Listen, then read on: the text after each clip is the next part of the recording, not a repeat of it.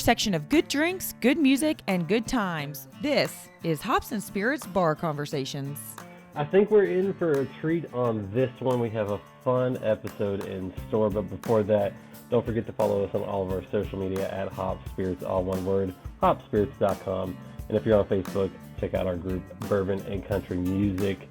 But we have a pretty cool guest this week. He's a singer-songwriter. His latest single, Damn Near Normal, is out now. Let's welcome in Koe Wetzel. What's going on, man? You doing all right? I'm doing good. It's raining here in Kentucky. Is the weather any better down your way? The last couple of days it has been. It's been chilly and rainy, and the sun finally came out a couple of days ago, and it's been pretty good. So, trying to get into that spring weather, here down in Texas.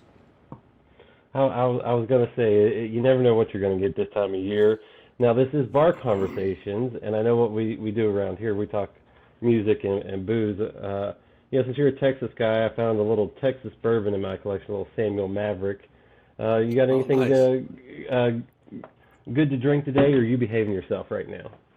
Man, I had a pretty bad hangover yesterday, and so I was nursing it all day yesterday, and so I've been drinking my water all day today again.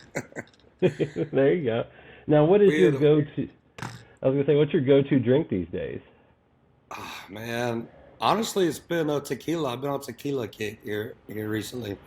Trying to be, the older I'm getting, I'm trying to be more responsible and a little bit more healthy and stuff. And they were like, well, tequila is, one of them liquors it's not super healthy for you, but it's better than drinking whiskey by the bottle, I guess. So I've been on that tequila soda and vodka sodas pretty much, man. A lot of Busch Light too, for some reason. Hey, nothing wrong with that. Now, with tequila, are you just staying with the Blancos, or are you going a little higher level Reposado and Añejo? Yeah, I'll drink Rep every now and then, but mainly it's just been Blanco, man. Just trying to, I don't know, just trying to take it a little easy. I like it. Now, I think too, I saw back in the day you were on a wine kick. You still drinking wine every now and then? Yeah, I'm still drinking my wines. I like a good glass of wine, man. Anything Cabernet Sauvignon, that's my go-to. A little bit of white wine every now and then, but still on that. I was gonna say, little red wine never hurts. I stumbled upon Malbec. We went down to Patagonia, Argentina, and Colombia, or Chile, and that was their choice of wine, and that got me back into wine. And I don't know, there's just something about a good red with dinner or something that you can't beat. Yeah, no, it's I do like a good Malbec. It's pretty good shit, man. Now, do you have a pre-show ritual that you just have to do, with a drink or anything, or how do you kick off your shows these days? Yeah, me and the guys, we usually take 2 or 3 Black Tooth, which is just a shot of Jack Daniels with a little bit of Coke in it, and we have to get me, my bass player, my guitar player, usually my drummer, pretty much the whole damn band, I guess. We all just get in there, we drink a couple of shots, and go over how many pretty women are in the crowd, and then hammer it down, man. I was gonna say, when I talked to Jeff Hogg from Whiskey Myers, he said they did it. They have a ritual. One time they didn't do it, and they have never since ever forgotten to do their ritual. Has that ever happened to you, where you forgot the ritual and things went wrong? Oh, no, not really. I mean, stuff goes wrong all the time, so I think with or without the ritual, it's not going to matter. Now, your name, everyone knows you by, Koe Wetzel, but that's not your full name. And how did Koe kind of become the name you went by?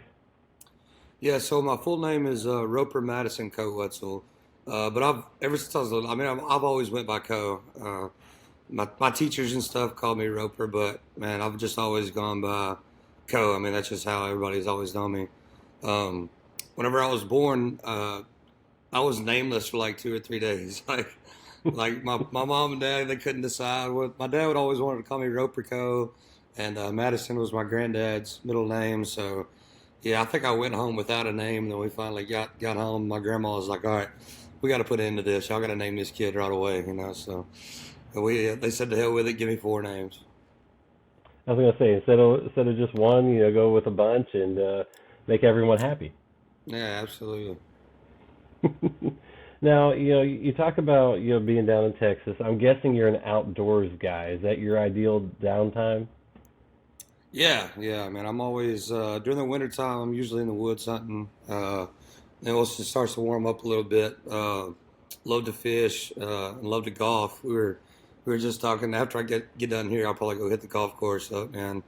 Uh, in Texas, you only have about 2 or 3 really good months where the weather's good. Once it turns summertime, it's way too damn hot out here. So we got to get it while it's good, you know. Well, I was gonna say, and I'm guessing too, you get to go on some trips and hunting trips. Has there been any cool ones you've been able to do lately?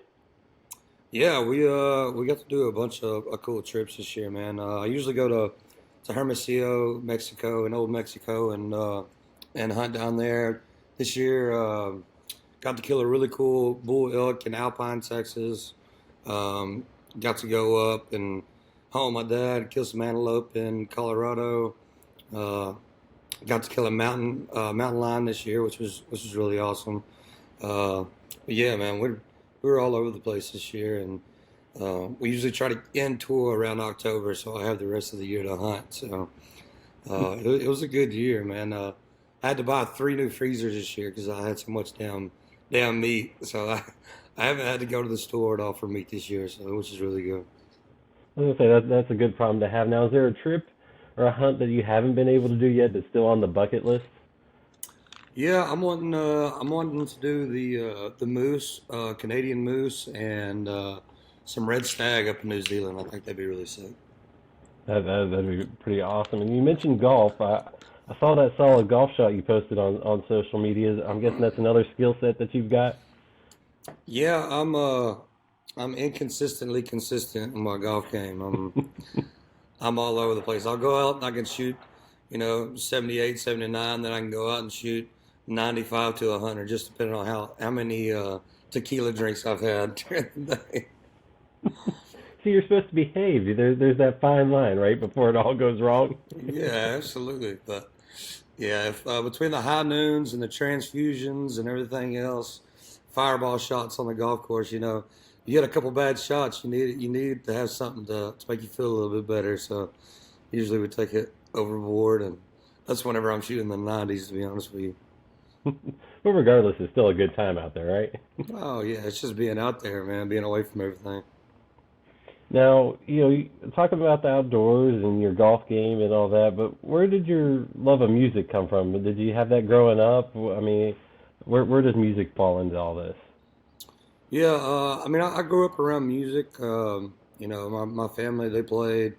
I've got singer songwriters in the family. I've got, just always been around it. So it's always been, an outlet for me, just a place, that's always just been there. So sports and everything, it was kind of always on the back burner. I don't think I grew up, deciding that, this is what I was going to do for the rest of my life. I knew that it was a possibility, just never really dove into it and really just focused everything on music. It was always like I said, sports and everything else.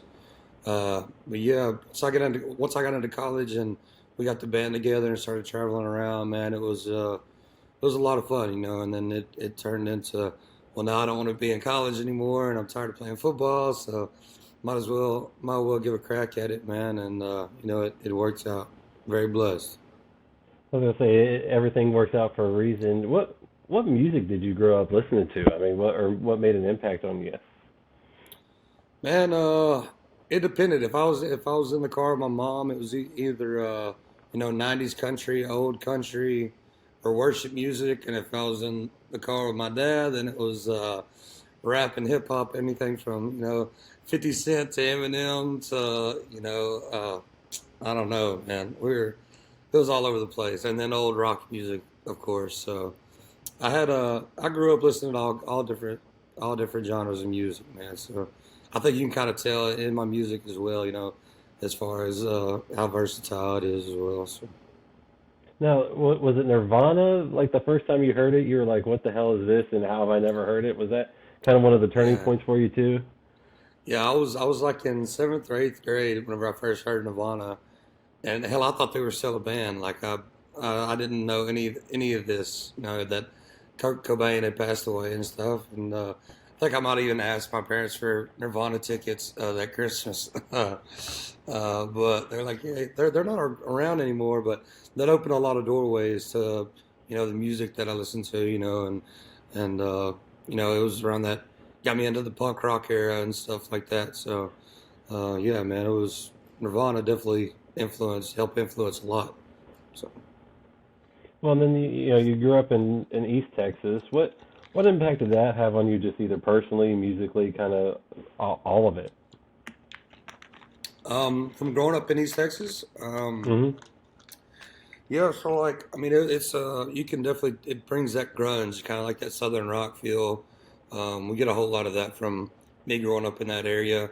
It's backwoods. I don't even think that people in Texas really consider East Texas a part of it. I think they just kind of put us off on Louisiana.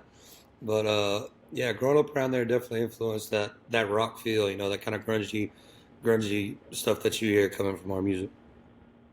And then I'm guessing because you grew up in Texas, football and sports were a part of life as well. Oh yeah, yeah. If you grow up a boy in Texas, it's live and breathe high school football, baby. And now you were pretty good at football, weren't you? I was just mean. I was just mad all the time. I don't know. I don't know if I was good, but yeah, if you had the ball, I was gonna find you. Well, that works for what you were. What, like you were a defensive guy, right? Linebacker. I mean, Yeah. that works out Mhm. perfect. Yeah, I know it, man.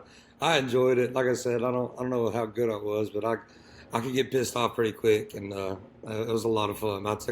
I saved up all my energy for the football field, my all my hate and everything for there, and then I was all I saw was red, man. And then you talked about this earlier, where you said football kind of wasn't where you were at anymore, and things like that. Was it kind of injuries and different things that kind of led you away from football, and then needing another outlet? Yeah, so I got hurt my freshman year, snapped my ankle pretty bad, and had surgery, and I was out for 6 or 7 months, and we had the band, so we were starting to travel around, and I was doing all the college stuff, all the parties and stuff, and just kind of figured, I'm not really digging college, and I'm definitely not digging college football. As much as I did love football, it just wasn't the same as high school, and I was like, man, screw this. I'm not going to go to the NFL. Why don't I just keep partying it up and playing music, and so that's how that happened, man. Well, I was gonna say, you got the band, you guys are kind of touring, but it's another thing to kind of give it that full go. When did you decide music was where it was all at, and or was it just because you were young and maybe didn't know any better? It was just a perfect way to do things. Yeah, it was kind of a combination of both. It was, I mean, we traveled around so much, and uh, I don't know. I think I just fell in love with kind of the not having to take shit from anybody. Not having a boss. Being my own boss and being able to do whatever we wanted to. And we didn't really hit it off till after Noise Complaint. But it was fun. I love to travel. I love to be around new people, meet new people all the time, and so I think that just that whole feeling of not having a real job was what pushed it more than anything. Not having to listen to nobody else's shit, just kind of get to do whatever you want. So that definitely had a big influence on the decision to play music. Well, now, I was gonna ask, when Noise Complaint dropped, how much did things change for you all? Uh, Pretty drastically, man. It was pretty quick, and looking back on it now, I don't think we realized how fast everything kind of escalated. Once it happened, dude, it wasn't. A couple months after that, we were selling out everywhere in Texas. Everywhere we went in Texas, it was sold out crowds, and they kept growing and growing, and then it went to Oklahoma and Louisiana and up to the Midwest, and over the next couple years, up until Harold So High. It was just a roller coaster, and then Harold So High comes out, and it just keeps growing, and it kept growing and growing, and now we're here. We're coming up on, we have five studio records out, and it's been a crazy ass ride, man. Well, and I was gonna say, fast forward to your last album, Hell Paso. What was it like bringing that to life? And like you said, that's your fifth album now. Yeah. Man, it was a lot of fun. So we did it out in at Sonic Ranch in Tornillo. It's just south of El Paso, and man, it was great. We it was the first record, besides Harold Saw High, that we got to just be in a room and make a record. It was we were there for a month, and being out there, there's nothing going on at Sonic Ranch. It's in the middle of a pecan orchard, man, and legit, all we did, wake up in the morning, we go eat some breakfast, and it was just record, record, record. So it was a lot of fun just being there and not having to worry about everything, and just get in there and pump out a record the way it was, and yeah, we had a hell of a time making that record, man. I was gonna say I got a chuckle when you're like, all that's out there to do is eat Mexican food and play fucking music, and Yeah, it is, man. And what's bad is it's the best Mexican food in the world, and they take care of you, man. It's a really magical place out there. It's a good time. Everybody out there is great, and the studios out there are phenomenal. So it's good just to get out there and, like I said, eat Mexican food and make records and get a little drunk and have a good time, man. well, and you talked about kind of putting out those albums. You made another kind of big change when you kind of went from the independent route to the big label route and put out Sellout. Why did you kind of go that route? And I know a lot of people were probably nervous whenever you did it, and then you went a little tongue in cheek with Sellout as the name. Yeah, well, that was kind of the whole thing about Sellout, man. It was I knew people weren't going to be too happy because, uh, because the deal is, I guess, whenever somebody goes to a record label, they want to, they try and change them up, and that was kind of the deal that I wanted to let everybody know. That's the reason that I signed with Columbia, is because they were the only record label that was like, hey, we know what's going on. We don't want to change anything you're doing. We trust you, so here you have free reign of everything. And so there, in the skits and everything and Sell Out, you can, you hear my kind of my backhanded comments is kind of a dig at the record label, but man, they're fantastic. They're cool with it, and I was like, hit them up, hey, is this cool? Is this fun? But man, they were super supportive of it, and they were all great with it. So I had to let the fans know, that I'm still here. Not a whole lot has changed. Well, and then you just dropped some new music, damn near normal. Why that song? What about that song that you wanted to put out now and kind of showcase things? Yeah, so we've been in the studio a lot, man, and we just I've I'm looking back at the music that we put out in the past and where I was. I was a younger kid, and coming up in playing all the college parties and the wild, crazy nights. All the drunken, getting thrown in jail, all this crazy shit. I feel like that I talked enough about that. I have enough songs about that. So with this new music that we've been putting together, damn near normal, just kind of it showcases kind of like where I'm headed with the music and kind of that sound that I'm trying to that we're trying to put together. We'll never stop making the music that we have in the past. I think that's always going to be there, but we just kind of wanted to get it out of our comfort zone a little bit, or I did, and doing it with Gabe Simon, man, he helped out tremendously. He was phenomenal and everything. But yeah, that song was just kind of that, kind of to let everybody know that we are something more than just a rock band, or a Texas rock band, whatever you want to call us. But that song really showcased it. So that was kind of the decision to put that out as a first single in almost 2 years. Well, and I'm guessing, like you said, you've been in the studio. More new music coming? Yeah, Maybe. maybe. I don't know. Maybe some singles, maybe a record. I can't really say right now, but yeah, we've been in the studio a lot, so we've got some stuff cooking up, man. Yeah, I don't want to get you in trouble. I don't want to get you in Yeah, trouble. yeah. I know that they tend to get mad when you say too much. But Yeah, like you said, you're trying to kind of get out of your comfort zone. So when you're kind of crafting songs, where is it an idea? Where's the inspiration come from? Like, what's your kind of goal when putting these things Yeah. together? So I mean, I just kind of go back off past relationship experience or past experiences, or if I got a buddy that's going through shit, I'll kind of from the outside looking in type deal. I mean, we were playing cards the other day, and one of my buddies had said something. It was just a little quote, and I was like, "Wait, what did you just say?" And then I wrote it down, and then hell, a song came out of it. So, I mean, it really I draw inspiration just kind of from everywhere. Not anything in specific, but just yeah, I usually with lyrics and stuff, it'll come, and then we'll try to find a cool melody to go along with it. But I'm a huge chorus guy.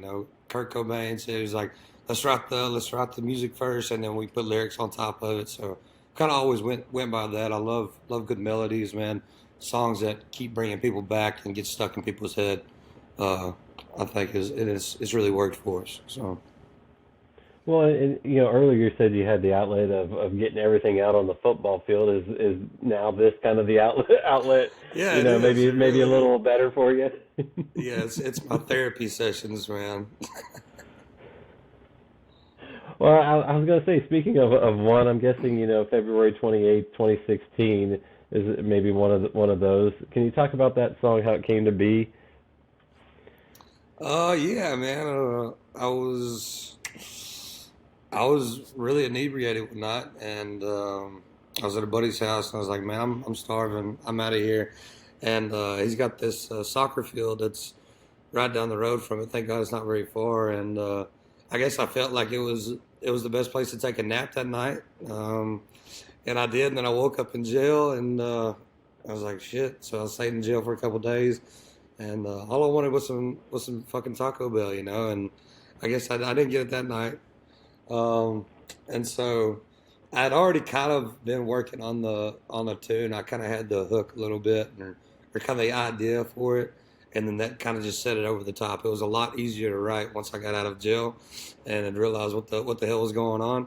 So yeah, man, we put it together, and I had no idea writing it that it would be, one of our bigger songs and what people would. But at the same time, looking back at it, it kind of made me realize that people like that real raw shit. It's whenever you tell the truth and you speak about it, then people really get to it and stuff that they can relate to. So yeah, it's how it all came together, and here we are 8 years later, and I'm still singing about this shit.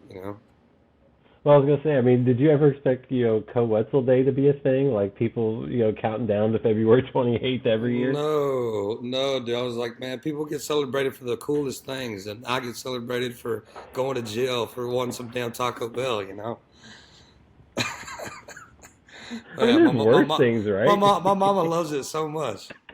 I Oh, guess there's worse things, like you said. Yeah. so, you talk about though being able to, people being able to connect with your songs. I'm guessing one of the best ways to do that is getting out on the road and performing, and you guys do that a good bit. What's the best part of that? Being on the road and being able to perform. Man, like I said, I love to travel. I've always loved to travel. So, uh, that getting to see places that I've never seen before, getting to meet new people. I mean, I'm on a bus with some of my best friends in the world, and we get to do all that shit together, and to see the fans, that have never met me before, don't know who I am, that relate to my music so much. It's really fucking awesome to be, thousand miles away from Texas or home, and you miss home. It kind of sucks being on the road for every now and then. And then you get the fans coming out screaming every word to the top of their lungs. It's a lot of fun, man. Like I tell everybody, man, we're half lucky and half blessed to be able to do what we're doing. So it's really cool, man. We always have a lot of fun out on the road. Well, and you talk about your songs about being raw, pretty emotional, pretty truthful. Maybe a little colorful on the language at times. I mean, how cool is it though to see people connecting with that? And I know sometimes people get when they don't know what Koe Wetzel is going to bring, they might go, "Whoa!" But at the end of the day, Yeah. you have a lot of connections. Yeah, I think I think by this time now, people have kind of figured it out. So if they don't know, like you said, it's kind of like what did he just say? You know, like did he say he lost his fucking mind? Is he keep repeating that? No, but I mean that's just that's how the way I've always been. I don't know if you know American Aquarium at all, but I Hmm. saw them open up for Turnpike Troubadour in college, and this is kind of before BJ had gotten sober. And I just remember him being on stage, and it was fuck this, fuck that, that cunt or whatever. And then it was, I hope he breaks your heart, all this. And I was like, I'd never seen anybody on stage like that. So I was like, shout out BJ. And everybody was eating it up. So I was like, well, fuck it. If BJ can do it, this is how we are anyway. Might as well do it on stage. Well, you got to be true to yourself, and I always like asking Absolutely. this question to folks. What's your favorite song to perform on stage these days? Is it yours? Is it someone else's, or do you have like one of both?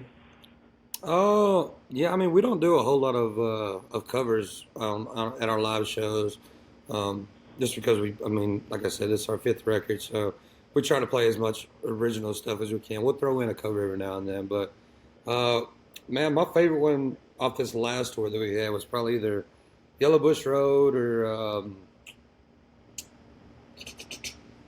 I don't know. Yeah, probably Yellow Bush Road after that last tour. It was a lot of fun, man. I was gonna say, are there just certain songs that you just love to either open with, close with because it just sets the mood or ends Oh the yeah. night? Like you just can't resist it. Yeah.